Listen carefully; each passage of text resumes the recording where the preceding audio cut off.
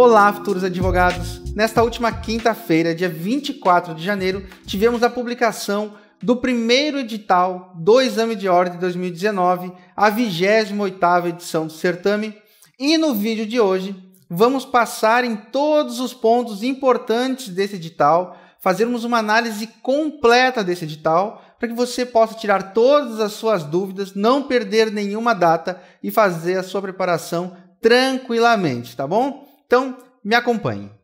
O primeiro ponto que nós vamos destacar na nossa análise são as datas importantes, tá? Primeira delas, e mais importante de todas, o dia 24 de janeiro ao dia 1º de fevereiro é o período que você tem para realizar a inscrição no exame de ordem. Então, não perca essa data. Vá até o site, realize a sua inscrição. Essa não é a data propriamente para que você pague o boleto efetivamente, mas é a data que você tem para entrar no site da FGV e realizar a sua inscrição no exame de ordem, tá bom? Continuando. A segunda data a ser destacada é a data da realização da primeira fase, que vai ser no dia 17 de março. E aqui nós temos uma novidade em relação às edições anteriores, meus queridos. A previsão é sempre ali finalzinho de março, início de abril, tá? Entrando um pouquinho em abril. E dessa vez a OAB mudou completamente, antecipou todas as datas do ano no calendário oficial, já divulgado por ela. Então pegou um pouco de gente de surpresa, nós também esperávamos outra data, mas não há motivo para pânico. Há tempo para realizar uma boa preparação, desde que você inicie imediatamente a sua preparação para a primeira fase, tá bom? Então, continuando. O gabarito preliminar vai ser divulgado no mesmo dia de aplicação da prova. Então, como é que funciona? A FGV aplica a prova, você sai da prova às 5 da tarde, vai para a sua casa e ali entre 7h30 até umas 10 horas é divulgado o gabarito preliminar, aquele que ainda é passível de recurso. E então, no dia 29 de março, a FGV vai liberar a lista preliminar de aprovados na primeira fase, aqueles que já fizeram 40 pontos sem precisar de recurso, tá bom? Nesse mesmo dia que ela divulga a lista preliminar, abre o prazo recursal, que vai do dia 29 de março ao dia 1º de abril. É o prazo que você tem para entrar com o seu recurso em face do gabarito preliminar lá do dia 17, tá bom? E no dia 10 de abril, então, a FGV vai divulgar o gabarito definitivo, o resultado das anulações e a lista definitiva de aprovados. A partir daí, portanto, já sabemos, quem passou, passou, quem não passou vai ter que fazer a primeira fase na próxima edição, tá bom? Então, vamos agora falar sobre a inscrição em si, valor, procedimento, etc, tá bom? Então, vamos lá. Como funciona a inscrição, pessoal? O procedimento é realizado exclusivamente via internet. Então, não adianta você ligar para a FGV, pedir para que como é que realiza a inscrição, entrar em contato lá com os serviços da OAB. A inscrição é feita exclusivamente pelo site oficial do Exame de Ordem, que é o oab.fgv.br. Então, você acessa esse site e lá você vai escolher a sua região, né, o seu estado, vai entrar no link e vai ter lá o botãozinho Faça a sua inscrição. Você clica e então realiza a sua inscrição. O prazo vai das 17 horas do dia 24 até as 17 horas do dia 1º de fevereiro. Então, pessoal, vamos ficar atento que só vai até as 5 da tarde, tá bom? Não é até as 23h59, é até as 5 da tarde do dia 1º de fevereiro para que você realize a sua inscrição. Em relação ao valor da inscrição, não mudou nada, segue R$ 260, tá? Não é barato, mas a OAB manteve o mesmo valor das edições mais recentes. E aqui um detalhe importante, você fez a sua inscrição do dia 24 ao dia 1º de fevereiro, então você pode imprimir o seu boleto. Por um acaso ou outro, vamos supor que você perdeu o seu boleto, você não encontrou mais o boleto, salvou no computador, ele pifou. O que você vai fazer? Você tem até a 23h59 do dia 28 de fevereiro para realizar a reimpressão do seu boleto. Passado esse período, não tem mais como, tá bom? Então, se por um acaso você não imprimiu o seu boleto no ato da inscrição, se por um acaso você perdeu o seu boleto, você poderá ainda acessar o site da sua inscrição e fazer a reimpressão do boleto até o dia 28 de fevereiro, tá bom? Continuando. Um detalhe muito importante, as pessoas às vezes ficam dizendo que não pagaram porque não receberam o boleto no e-mail, mas a FGV não enviará o boleto bancário por e-mail. O boleto é impresso na oportunidade da inscrição diretamente em um botãozinho lá no site, tá bom? E quem vai fazer aí, quem quer pedir a isenção da taxa de inscrição, como é que funciona?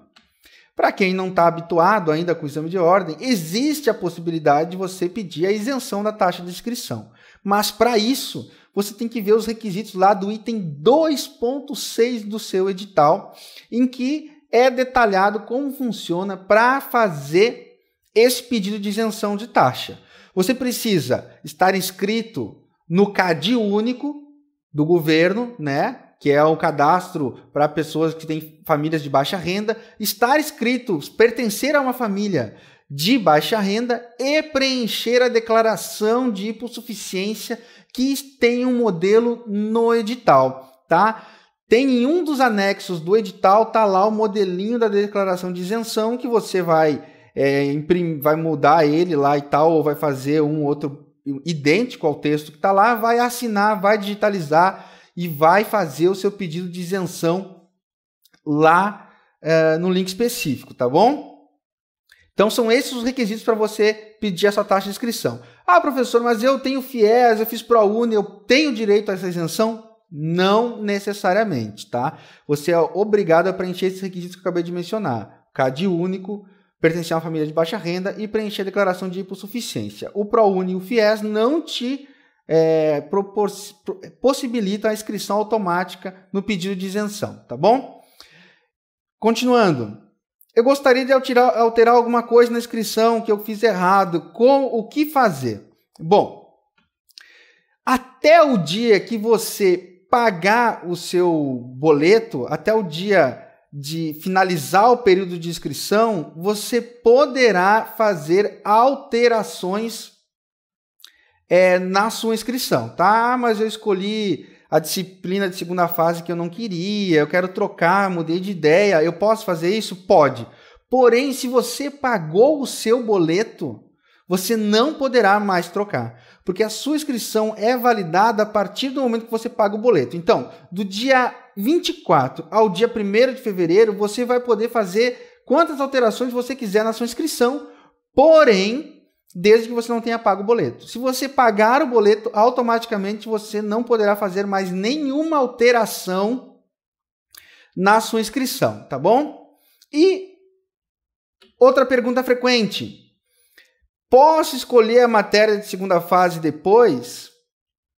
A resposta é não. É no ato da inscrição da primeira fase que você vai escolher a sua disciplina de segunda fase. E bastante gente tem dúvida nesse momento, e por isso eu vou pedir que você preste atenção aqui em mim, que eu vou dar algumas dicas para que você escolha a sua peça de segunda fase de maneira mais assertiva, sem ir na onda dos outros, sem usar critérios inadequados para a escolha das disciplinas de segunda fase, aumentando a sua chance de sucesso na prova da OAB. É muito comum que pessoas escolham a prova de segunda fase baseada no número de peças que cada disciplina tem. E esse não é o melhor critério, porque entre as disciplinas que mais aprovam está Direito Civil, é a segunda disciplina que mais aprova, por exemplo. Porém, é uma das que tem o maior número de peças. Então, o critério número de peças é um dos critérios que você já pode descartar no momento de decidir qual vai ser a peça, qual será a sua matéria para a segunda fase, tá bom? Outro critério que as pessoas utilizam é perguntar para os outros, né? E aí, tu fez em qual disciplina, tal? Pessoal, pode seguir o conselho do amiguinho, porém não tire as suas conclusões baseadas na avaliação de outra pessoa. As escolhas têm que ser feitas com base nos seus critérios. Então você pode consultar outras pessoas? Pode. Você deve consultar as pessoas? Até deve. Porém, não o vá cegamente no conselho dos amigos. Eu já cometi esse erro, não cometo o mesmo erro. Bom, professor, então como é que eu vou escolher a minha matéria de segunda fase, se eu estou em dúvida? Bom, o primeiro conselho que eu dou para vocês, é que vocês tirem toda a possibilidade de ir numa disciplina aquela que você ia mal na faculdade. Se você já não ia bem na faculdade, mesmo estudando, não vai ser na segunda fase agora que vai descer um santo e vai fazer com que você se torne o desembargador, o mestre, o doutor naquela matéria, tá bom? Então, primeiro de tudo, exclua as matérias que você não ia bem. Segundo, escolha aquela disciplina que você ia bem, mesmo sem estudar. Depois que você excluir todas as disciplinas que você ia mal, você tem 7 disciplinas para escolher para a segunda fase, depois que você peneirar dessas, todas as que você ia mal, que você não gostava também, vão sobrar aquelas que, aquelas que tu gostava, porém há uma diferença entre elas. Existem aquelas que você gostava, estudava pra caramba para ir bem, porque ela era difícil, mas você gostava, e existe aquela disciplina ou aquelas disciplinas que você gostava e que nem precisava fazer muito esforço, nem estudar muito para tirar boas notas. Este é um bom indício de que estas disciplinas são boas escolhas para a sua segunda fase. Então escolha para a segunda fase não aquela disciplina que você se matava estudando para tirar boas notas, mas aquela que você ia bem mesmo sem estudar. Porque na hora da prova vai contar aquela afinidade, aquela facilidade de raciocínio em relação àquela matéria. E cada um de nós tem, dentro do universo das disciplinas do direito, uma ou outra matéria que você já bate o olho e já consegue desenvolver um raciocínio, às vezes sem conhecer a matéria, mas que leva a resposta certa. E isso vai ser muito útil na sua prova de segunda fase, tá bom? Então essas eram as dicas que eu queria dar para você que está com dúvidas sobre qual disciplina escolher para a segunda fase. E na descrição desse vídeo também estarão alguns links em que a gente no nosso blog do Prova da Ordem traz um detalhamento maior sobre essas dicas que eu acabei de comentar rapidamente aqui para você, tá bom? Então vamos avançar e falar um pouquinho agora sobre quem pode fazer o exame de ordem, caso você esteja aí ainda cursando o curso, também em dúvida, nós vamos falar sobre isso agora. Vamos comigo. Quem poderá se inscrever no exame de ordem, então? Aqueles estudantes de direito que comprovem estar matriculados nos últimos 2 semestres ou no último ano do curso de graduação em Direito até o primeiro semestre de 2019. Então, presta atenção. O que isso significa? Que aqueles que estão no 9º, no 10º período ou no último ano do curso, estes são os que podem se inscrever no exame de ordem, além daqueles que já são bacharéis em Direito, claro. E o que significa estar no último ano do curso? Este quesito se refere àquelas pessoas que fazem disciplinas lá do 5º período, do 9º, do 10º, porém que dentro do período de 1 ano vão concluir o curso da graduação. Então, se você faz disciplinas em vários períodos, não tem um período definido, não está no 9º, não está no 10º, assim, de maneira objetiva, né? Com todas as disciplinas nesse mesmo nível. Você também poderá se inscrever no exame de ordem se dentro de 1 ano você concluir a graduação, tá bom? Independente de estar com disciplinas aí em diversos períodos. E como é que você comprova isso?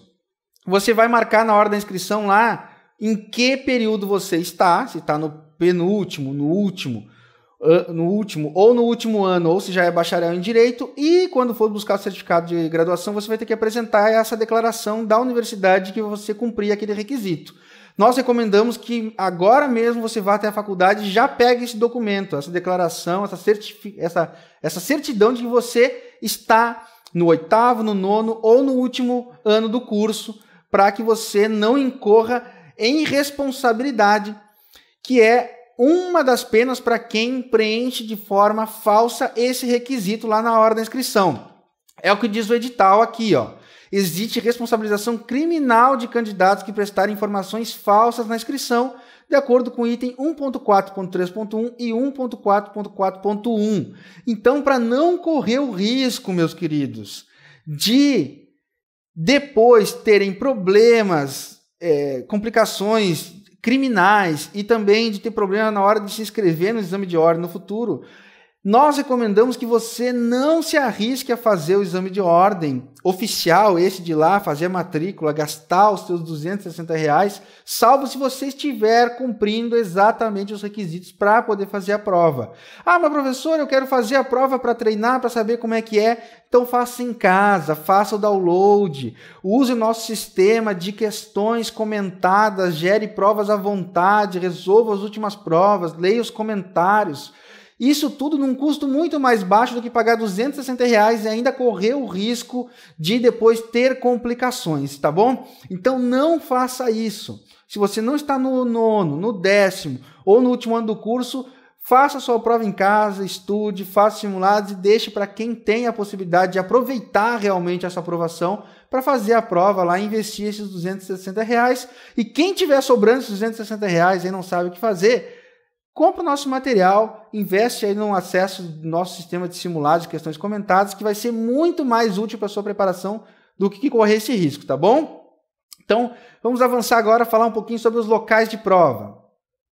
Qual é a regra? A regra do item 1.4.3.2 sobre os locais de prova. O examinando prestará o exame de ordem no Conselho Seccional da OAB no estado em que concluiu o curso de graduação em Direito ou no estado sede de seu domicílio eleitoral, sendo vedada a realização da etapa subsequente em local diverso do inicialmente escolhido. Ele está falando aqui da segunda fase, né? Nos termos do provimento tal. Ou seja, o local da primeira fase e da segunda fase serão sempre os mesmos, tá? Então, quando você faz a sua inscrição, você vai preencher lá qual é a universidade que você se formou ou qual o seu domicílio eleitoral, tal.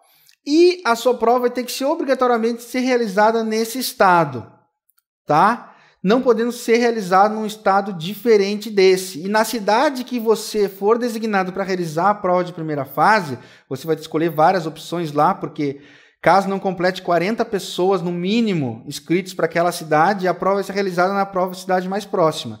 Então, se você vai fazer a prova em Porto Alegre, a sua segunda fase vai ser em Porto Alegre, tá bom? Ah, professor, mas eu quero mudar o meu local de prova, como é que eu faço? Vamos lá. Diz o seguinte, pessoal, o edital. Os examinandos que não puderem prestar o exame de ordem na mesma localidade escolhida no momento da inscrição poderão solicitar alteração do local de prova e, para tanto, o candidato deve fundamentar seu pedido dentro do prazo estipulado no item 1.4.3.3 do presente edital, ou seja, até às 17 horas do dia 1º de fevereiro de 2019. Então, quando vocês acessam lá o site de inscrição, vocês vão ver que tem faça sua inscrição e vai ter lá o requerimento de alteração de local. Então, tu fez sua inscrição e por um acaso eu não vou poder fazer mais nesse estado ou quero trocar de estado, tu vai fazer a tua inscrição, vai pagar o teu boleto e vai fazer esse pedido aí de alteração de local devidamente fundamentado no link que está lá naquele endereço oab.fgv.br, tá? No mesmo local onde você faz a inscrição, logo abaixo vai ter ali o link alteração do local da prova, você clica ali, cumpre o formulário, preenche ele certinho, faz as suas declarações para poder realizar a alteração desse local da realização da prova, que é um meio vinculado aí ao seu domicílio eleitoral ou do conselho onde você concluiu a graduação de Direito, tá bom?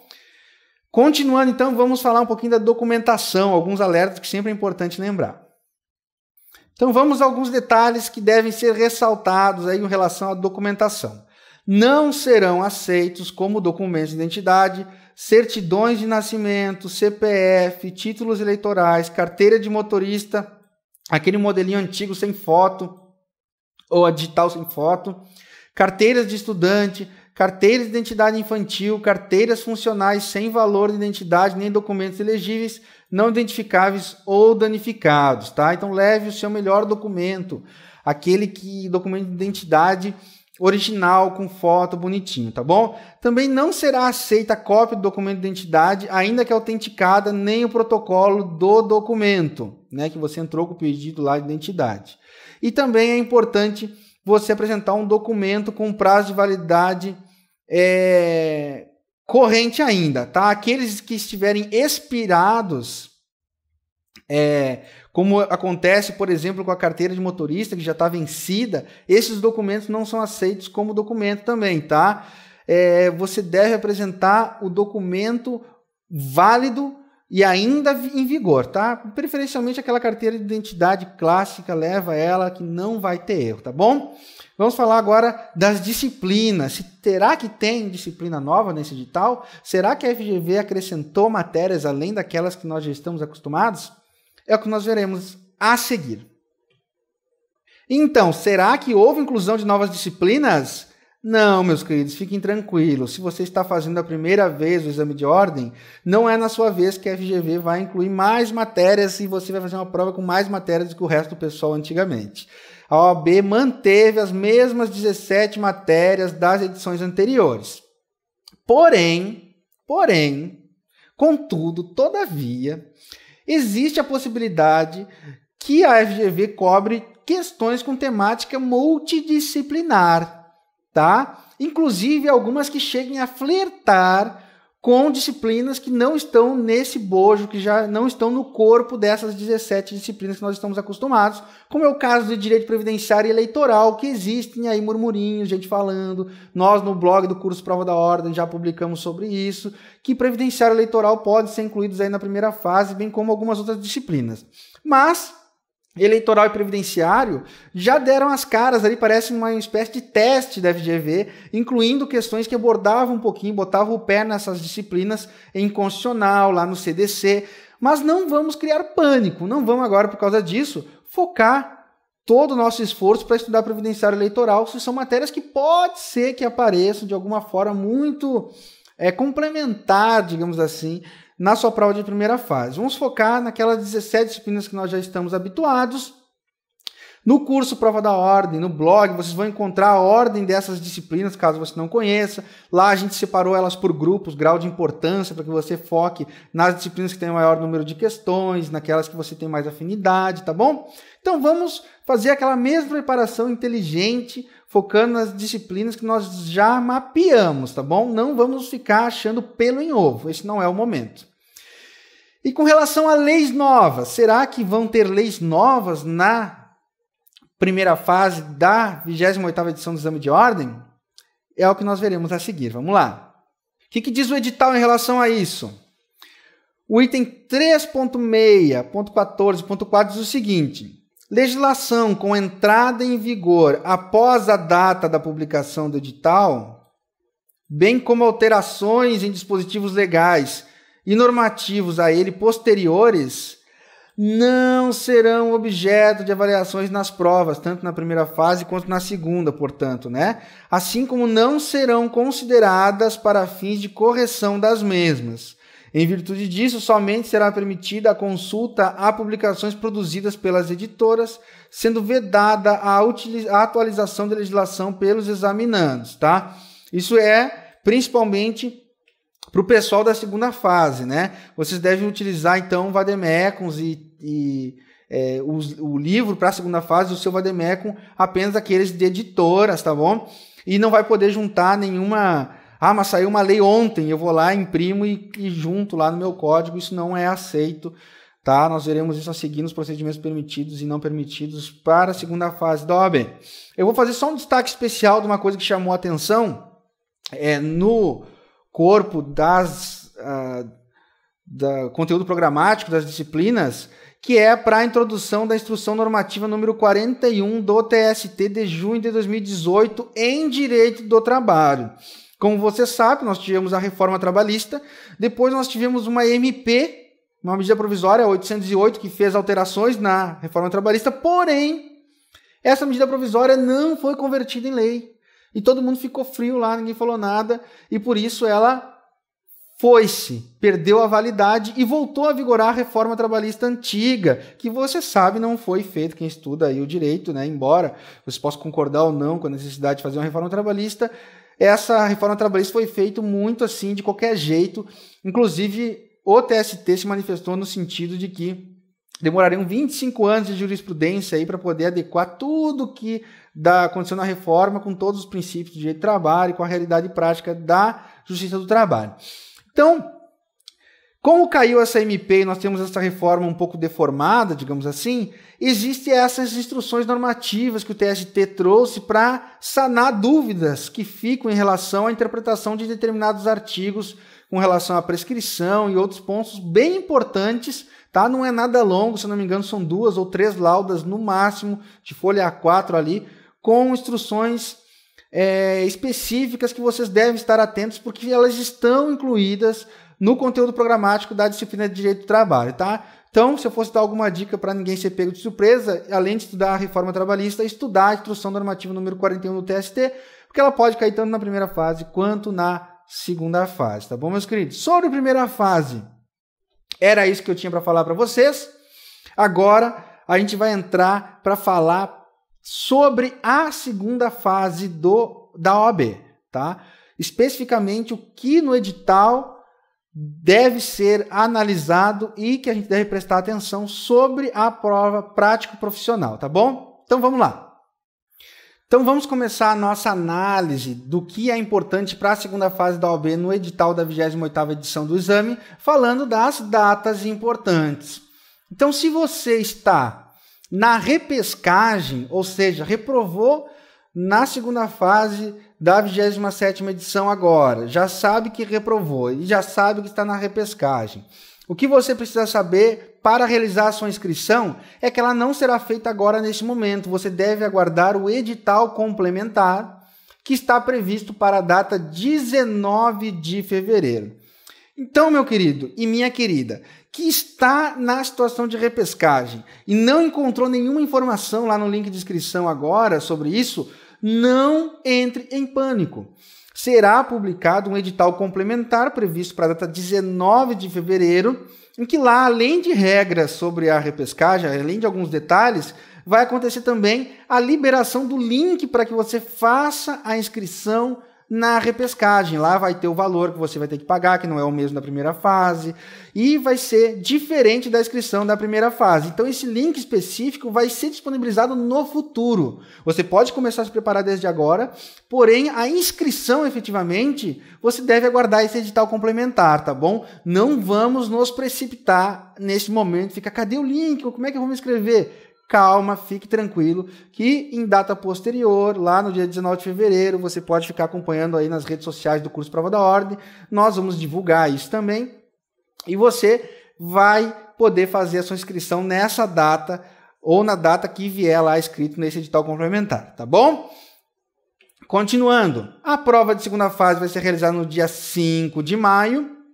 E o gabarito preliminar, assim como na primeira fase, ele é divulgado na mesma data da aplicação da prova. Então, por volta aí, chegou em casa às 5 horas, saiu da prova às 5 horas, foi para casa, 7h30 até umas 10 horas é publicado o gabarito preliminar, né, o padrão de respostas preliminar, e a gente divulga aí, você vai ficar sabendo, e ali você vai ter uma prévia, se acertou a peça, o que a banca esperava, tá bom? E depois, no dia 24 de maio, vai sair o gabarito definitivo, né, com o espelho de correção direitinho, com as pontuações que cada item recebe, etc. Diferente desse gabarito preliminar, que não tem a pontuação específica de cada item. E também vai sair a lista preliminar de aprovados. Ou seja, se você fez a prova no dia 5 de maio, vai sair lá o gabarito preliminar, que não tem o detalhamento de quantos pontos foi atribuído para cada item. E no dia 24 de maio, vai ser publicada a lista preliminar com quem já passou, tá, dentro dos critérios de correção, e também o gabarito definitivo, que é o padrão de resposta definitivo, que tem a pontuação de cada item ali.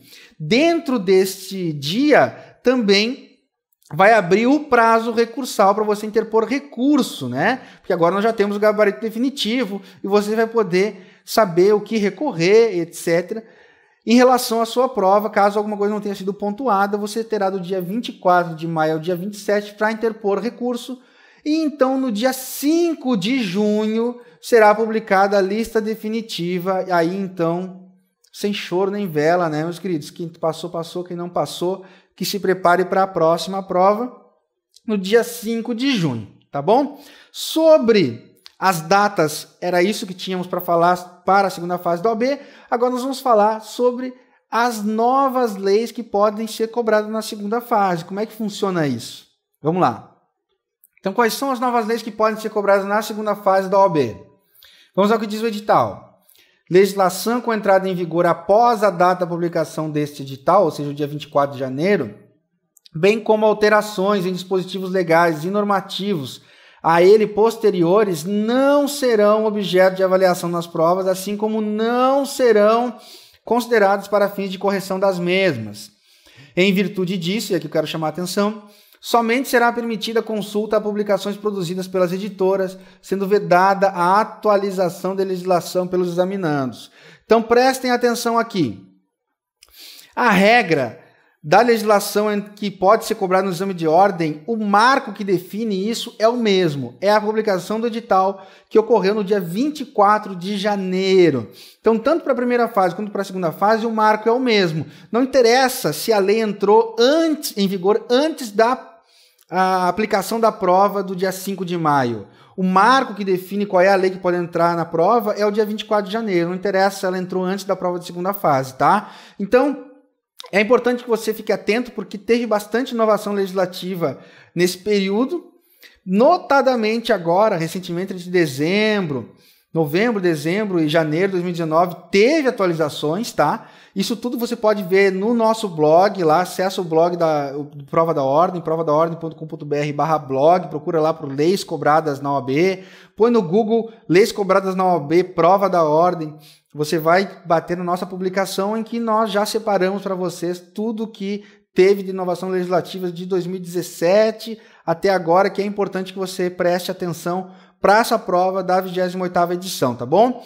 E a segunda parte desse dispositivo do edital diz que só vai ser permitida a consulta na segunda fase, né, de legislação publicada por editoras. O que significa? Que você não pode escrever no seu código a atualização que teve, que você não pode, no seu código, acrescentar alguma folha impressa dessa atualização, nem nada do tipo, tá? O seu vademecum tem que ser aquele fechadinho, novinho, da editora, de qualquer editora que você escolher aí para utilizar na segunda fase da OAB, tá bom? Eu queria destacar aqui, é importante sempre lembrar, que nesse edital teve a inclusão da Instrução Normativa número 41 do TST de junho de 2018, que traz diversos esclarecimentos sobre dúvidas que existem em razão da reforma, que a gente sabe que foi feita de forma um pouco apressada, aí tem várias questões jurídicas para serem discutidas. Então o TST, para até sanar dúvidas lá, substituir a MP 808, que depois acabou não teve continuidade, não virou lei, por isso caducou, né? Então, o TST, para adequar a reforma trabalhista à realidade do direito, à interpretação de alguns artigos que podem causar dúvida, está trazendo essa Instrução Normativa número 41, que traz esclarecimentos sobre diversos pontos, sobre prescrição, sobre a aplicação de determinadas normas, a quem se aplica, como se aplica, tá?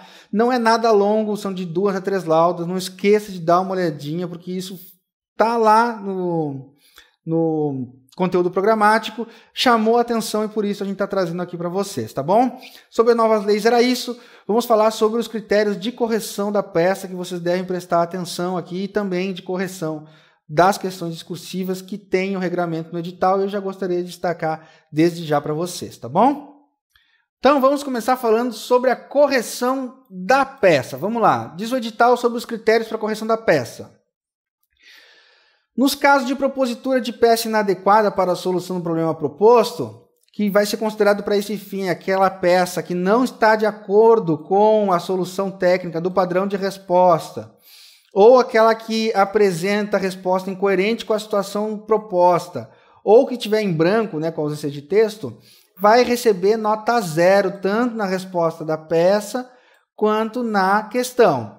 Então não pode deixar em branco, não pode ser incoerente com a sua resposta, argumentar de maneira totalmente diversa, e não pode apresentar uma peça que não bata com alguma das possibilidades previstas lá no padrão de respostas. A regra é que a FGV tenta dar apenas uma possibilidade de resposta. Há casos excepcionais que o padrão de respostas traz mais de uma resposta possível, mas essa não é a regra. A regra é que tenha uma solução apenas. Então, se você na sua peça Entrar com uma solução diversa do padrão de resposta, a nota é 0. Deixou em branco, a nota é 0. Fez uma argumentação totalmente incoerente com a situação, um problema, a nota é 0. Tá bom? Então, continuando. Como que é verificada essa indicação incorreta? Qual é o critério utilizado? O item subsequente esclarece que a indicação correta da peça é verificada com o nome iuris, ou seja, aquele nome que você dá para a peça, né? Por exemplo, ação de alimentos, mandado de segurança, agravo de instrumento, recurso especial. Esse é o nome iuris da peça, juntamente, né, concomitantemente, com o correto e completo fundamento legal usado para justificar tecnicamente a escolha feita. Então, meus queridos, vocês vão verificar no decorrer do nosso curso que os professores ensinam a identificar a peça, a dar o nome da peça e de seguida trazer o fundamento legal e etc. Tá? E aqui eu gostaria de fazer um esclarecimento para que você não entre em pânico nesse momento. Tá? Existe, por exemplo, o nome iuris assim, ação de alimentos. Ação de alimentos com antecipação de tutela. Se você não colocou antecipação de tutela, mas colocou ação de alimentos, você vai acertar a peça, tá? O complemento aí de argumentativo, né, de teses no nome iuris, se faltar, não necessariamente vai fazer com que você zere. Mas se era uma ação de alimentos e você, vamos supor, por um maluco lá, entrou com uma reintegração de posse, a nota é 0, tá bom? Então, tem uma flexibilidade bem pequena com relação ao nome iuris, ela também aceita sinônimos, tá bom? Ação alimentícia é a mesma coisa que ação de alimentos, tá? Fiquem tranquilos, também não é um critério tão fechado, tão taxativo em relação a isso, tá bom? E o edital também diz que também deve apresentar fundamentação legal. Isso zera a peça se não trouxer a fundamentação legal ali na hora, pá, esqueci. Olha, pessoal, o certo é você trazer a fundamentação legal e se você receber nota 0, o edital diz aqui que é possível você receber nota 0. Porém, já vimos casos aí em que a pessoa trouxe o nome iuris correto, não trouxe exatamente a fundamentação correta, mas teve a sua prova corrigida. Mas não vamos nos basear nisso, tá bom? Vamos fazer o certo para não passar por nenhum sufoco, nenhuma ansiedade depois pensando que deixou de fundamental. O correto é você fazer o nome iuris correto e também trazer a fundamentação referente a esse nome iuris corretamente, tá? E vocês vão ver também que no nosso curso a gente pede para que você abra um tópico dizendo por que cabe aquela peça. Por quê? Porque isso está aqui no edital, nesse item 4.2.6.1, que diz que você deve, além de trazer o fundamento, o complemento justificando tecnicamente a escolha feita. Então a gente sempre pede para escolher lá, ele é ação de alimentos, porque ele é filho lá da pessoa que tal. Então explicar ali o porquê que você está entrando com a medida, tá bom? Para cumprir exatamente esse item do edital. Tá bom, meus queridos? Não há motivo para pânico, é simples, tá? Mas é importante lembrar desses detalhezinhos para que você não faça como um aluno que mandou para mim assim: eu posso deixar em branco o nome iuris, colocar pontinhos? Não, não pode, a nota é 0 se você fizer isso. Posso colocar pontinhos na fundamentação legal? Não é bom fazer isso, não faça isso, porque existe a previsão edital para que a banca te dê nota 0 e não tem choro, tá bom? Vamos agora falar sobre os critérios de correção das questões, algumas coisas importantes para a gente destacar aqui na nossa análise de edital para essa edição que será a edição da sua aprovação. Vamos lá. Vamos falar então dos critérios de correções das questões, itens importantes que você deve observar no edital. Na redação das respostas das questões discursivas, o examinando deverá indicar obrigatoriamente a qual item do enunciado se refere à parte da resposta. Então vai ter que colocar a letra A e a resposta da letra A, letra B e a resposta da letra B, sob pena de receber nota 0. E no item seguinte diz o seguinte: o examinando que indicar somente a alternativa A, ou B, ou C, ou etc. na sua resposta e não assinalar a alternativa subsequente, terá corrigida somente a que estiver indicada expressamente no caderno de resposta, observando o item 3.5.7.1, que é o que nós falaremos a seguir. Então, o que isso significa? Isso significa, pessoal, que você deve colocar letra A, resposta, letra B e a resposta letra B. Caso você coloque assim, ó, letra A, resposta letra A, e coloque a resposta letra B em seguida, e esqueça de colocar que aquela segunda parte é referente à letra B, essa parte vai ser desconsiderada, o examinador vai corrigir apenas a parte A, apenas a alternativa A, e a alternativa B você vai receber nota 0. E o mesmo acontece se você fizer uma resposta inteira, né? Eu vou fazer uma redação só para responder todos os itens aqui, não vou colocar qual item pertence nenhum. Vai receber nota 0 integral. O certo é colocar a letra A, parêntese, resposta. Letra B, parêntese, resposta, tá bom? O detalhamento desses cuidados eu faço para vocês lá que estão do nosso curso da segunda fase do OAB, no primeiro módulo do nosso curso, que é a metodologia da aprovação, tá bom? Mas fique atento para não vacilar nessa questãozinha tão pequena, que é uma das possibilidades de você zerar uma alternativa ou toda uma questão discursiva, tá bom? Então vamos continuar. O examinando deverá observar atentamente a ordem de transcrição das suas respostas quando da realização da prova prática profissional, devendo iniciá-la pela redação da peça, seguida das respostas às 4 questões discursivas em sua ordem crescente. Aquele que não observar tal ordem de transcrição das respostas, assim como o número máximo de páginas destinadas à redação da peça profissional e das questões discursivas, receberá nota 0, sendo vedada qualquer tipo de rasura ou adulteração na identificação das páginas, sob pena de eliminação sumária do examinando do exame. Prestem atenção aqui agora. Esse item diz o seguinte: no padrão na resposta lá, na folha de resposta que você deverá escrever ali a resposta definitiva, na folha definitiva de respostas, portanto, vai começar assim: peça prática profissional. Aí vai ter folha 1, folha 2, 3, 4 e 5. Você não pode colocar a resposta de questão dentro da peça, por mais que sobre folha. Professor, terminou aqui a peça, eu fiz em 3 folhas, sobrou 2, eu vou colocar aqui na 4ª e na 5ª para já poupar espaço, vou colocar a resposta das questões. Não pode fazer isso, tá? Se você fez a peça em 3 laudas e sobrou 2, deixa elas em branco e vai lá para o cabeçalho da 6ª página, que vai dizer questão 1. Na folha que diz questão 1 do caderno definitivo de resposta, você vai colocar a resposta exclusivamente da questão 1. Se você colocar a resposta da questão 2 nessa página, também não vai ser considerada, a nota vai ser 0, porque o examinador vai comparar ela com a resposta da questão 1, tá bom? Então a peça, você vai responder nas folhas destinadas à peça e se limitar a elas, tá bom? Não pode chegar na 5ª página também da peça e não deu espaço e continuar lá na folha das questões. Não pode fazer isso, tá bom? Não façam isso. Acabou o espaço, encerra ali, o que não coube não vai ser pontuado e fim. Não é porque você não colocou o fechamento que a sua nota vai ser 0. Só não vai pontuar o fechamento. Então, se por um acaso faltou espaço, acaba por ali, não rasura, não passa do limite da folha, não tenta continuar a peça nas questões, tá? E também esse item diz o seguinte: não pode rasurar lá, porque no topo da folha do caderno definitivo de resposta, o pessoal diz lá, questão 1. Poxa, aí você respondeu a questão 2 lá e pensa, poxa, essa aqui era a resposta 2, vou rasurar lá em cima e vou colocar a questão 2. Não pode rasurar em hipótese alguma a folha do caderno definitivo, lá o topo que diz qual é a correspondência da folha para a questão, tá bom?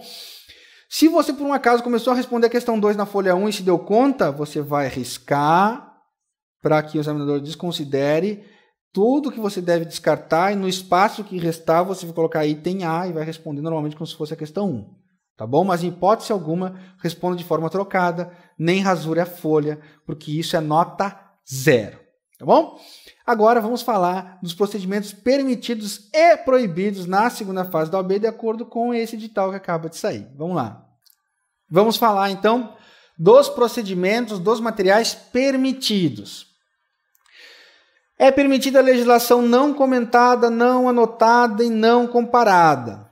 Então, são permitidos também os códigos, inclusive aqueles que são organizados, né, que tem ali separadinho, bonitinho, Constituição, Código Civil, Código Penal, Código de Processo Penal, Código de Processo Civil. Não tem problema ser organizados, desde que não possuam índices estruturando os roteiros de peças processuais, que não tenham remissão doutrinária, jurisprudência informativo dos tribunais ou quaisquer comentários, anotações ou comparações, tá? Então os códigos devem ser aqueles puros vademecums tradicionais que vocês estão habituados aí, tá bom?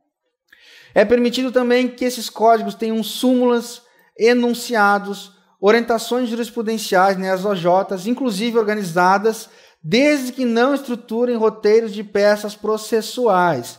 Então vocês vejam que a FGV permite o uso de códigos, desde que vocês estão acostumados, que tem lá o índice de súmulas, que tem OJs, que tem lá o enunciado da súmula bonitinho, não só o número que diz o que diz o enunciado. Não tem problema, desde que não tenha comentários, que não tenha uma remissão da doutrina, que não tenha nenhuma anotação ou comparação entre códigos, tá? Então é aquela legislação que você está acostumado, seu vademecum puro, aquele, tá, que você já usou durante o seu curso, que você conhece bem, tá bom? Desde que não seja anotado e que o índice não tenha nenhum macete ali, né? Nenhuma estruturação, diga petição inicial, e aí tem uma estruturação de código de peça ali. O normal é que os códigos não tenham isso, tá? Porque já estão preparados para serem aceitos na OAB, mas é importante que você observe isso na hora de escolher o seu código, de pegar o código aquele puro, que não tem nenhum comentário, que não tem nenhuma anotação, tá? Que faça violação a esse edital. Vamos continuar aí também. É permitido que tenha lei de introdução dos códigos, que tenha instruções normativas, tá? Então o código que tem a instrução normativa número 41 do TST é permitido, não tem problema. Que tenham índices remissivos os códigos em ordem alfabética ou temáticos, desde que não estruturem roteiros de peças processuais. Então os vademecums, esses normalmente têm índices remissivos e temáticos e índices sistemáticos dos códigos, tá? É permitido, não tem problema nenhum. Os vademecums também costumam vir com uma exposição de motivos, alguns, tá? E isso é permitido sem nenhum problema. Que tenha regimento interno também pode. Que tenha resolução dos tribunais também pode. E é permitida a simples utilização de marca-textos, traço ou simples remissão de artigos e leis. Aqui eu gostaria de chamar a atenção para o seguinte.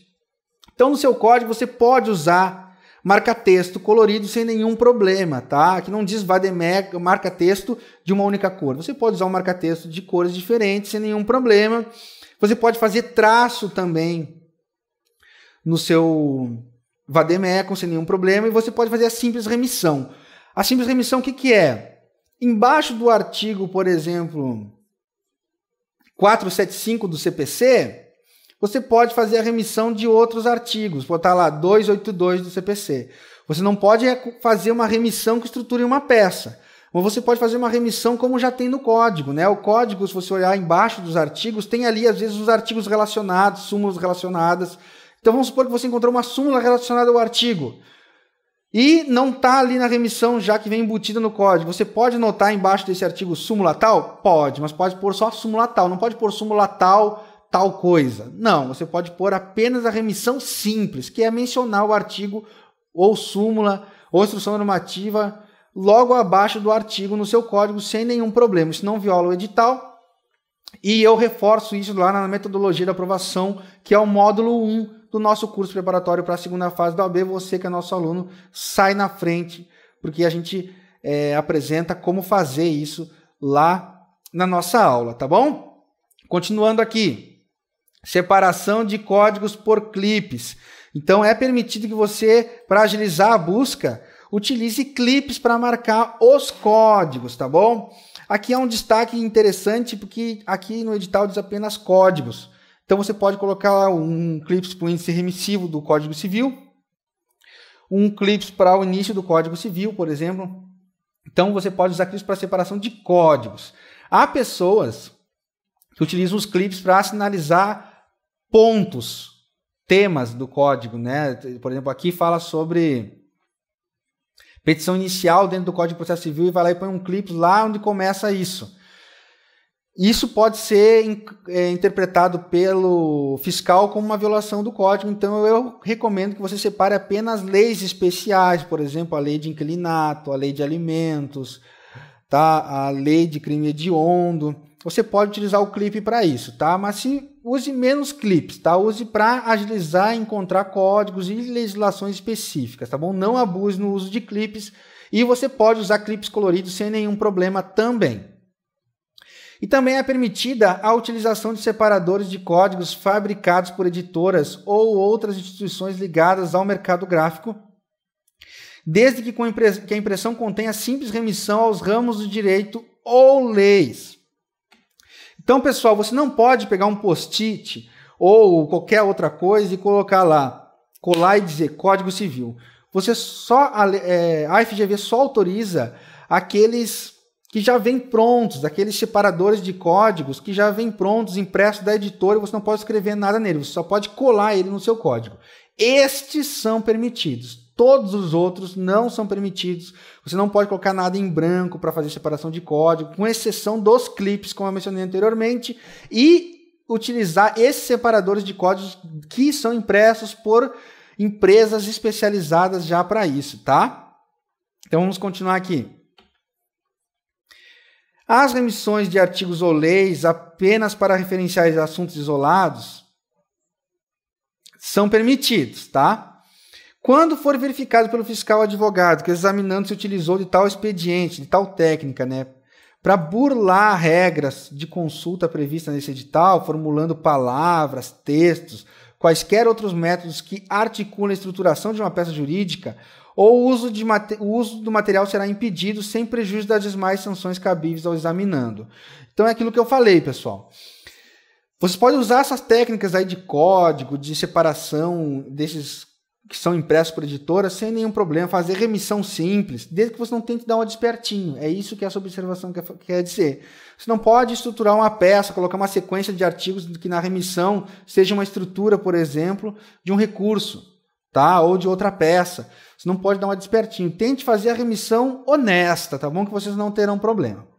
Vamos falar agora dos procedimentos proibidos na segunda fase da OAB, segundo o nosso edital. Procedimentos proibidos, portanto, são proibidos os códigos comentados, anotados, comparados ou com organização de índices que estruturem roteiros de peças processuais. Isso está aí, pessoal, porque antigamente, há muito tempo atrás, vendiam códigos que vinham já com a estrutura das peças, tá bom? O mercado aproveitou que não tinha nenhuma proibição no edital e fez códigos dessa forma, bastante gente aproveitou e logo em seguida a OAB abriu os olhos e trouxe essa previsão. Então, por isso que está previsto no edital a proibição do uso de materiais que tenham organização de índices que estruturem roteiros de peças, tá bom? Continuando. É proibido que você traga jurisprudências completas, né? Você não pode imprimir uma jurisprudência e levar ou trazer algum material que contenha jurisprudência. Não pode ter anotação pessoal ou transcrição. Essa anotação pessoal não é a simples remissão, tá? Isso quer dizer você anotar lá alimentos, tomar cuidado com tal coisa, mandado de segurança, observar o prazo de 120 dias, tá? Então esse tipo de anotação ou de transcrição de conteúdo é vedado.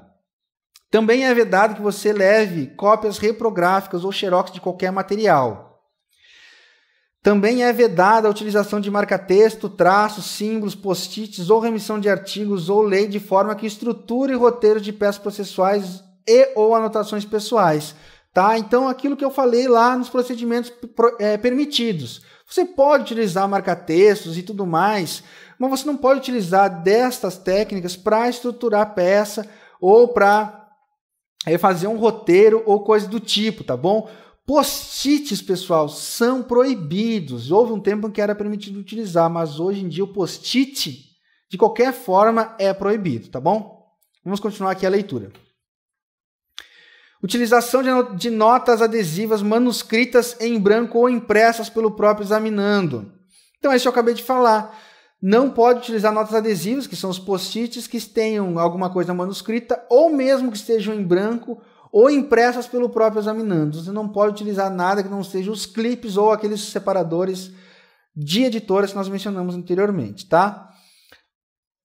Não é permitido a utilização de separadores de códigos fabricados por editoras e outras instituições ligadas ao mercado gráfico que esteja em branco, tá? Qual é a diferença aqui?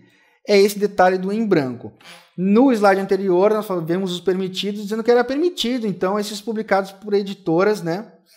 mas que eles já venham com tudo preenchido. Se eles vierem em branco para você colocar lá direito civil, código de processo civil, estes não são permitidos, tá bom? Continuando. Conteúdo impresso na internet não é permitido. Informativos de tribunais, então aqueles informativos do STF, do STJ, são proibidos também. Não pode utilizar na segunda fase da OAB livros de doutrina, revistas, apostilas, calendários e anotações. Contagem de prazo vai ter que ser feito na mão, na cabeça mesmo. Dicionários ou qualquer outro material de consulta. Também não pode utilizar legislação comentada, notada ou comparada. E também não pode utilizar súmulas, enunciados, EOJs comentadas, notadas e comparadas, tá? Então, meus queridos, o material proibido era isso. Vocês podem ver que ele praticamente é um contrário dos materiais proibidos, com algumas ressalvas aí que a gente pontuou agora aqui, tá? Isso se manteve em relação às edições anteriores, então se você já estava acostumado com material proibido antigamente, a OAB não trouxe alterações para essa edição. Para você que é marinheiro de primeira viagem, saiba que esses são os conteúdos permitidos e proibidos. A gente fala mais detalhadamente sobre isso no módulo 1 do nosso curso preparatório para a segunda fase da OAB, na metodologia da aprovação. Sobre a análise do edital era isso, eu espero que vocês tenham gostado. Se ficou qualquer dúvida, nós estamos sempre à disposição, pode entrar em contato conosco. A gente está sempre respondendo todo mundo que está com dúvida, porque a gente quer que você faça uma prova tranquila, sem nenhuma dúvida. Toda a equipe do curso Prova da Ordem trabalha 24 horas para responder você, para trazer o melhor conteúdo, o melhor material, para que você chegue tinindo na prova e faça uma preparação tranquila, tá bom? Contem sempre conosco, bons estudos e até uma próxima vez.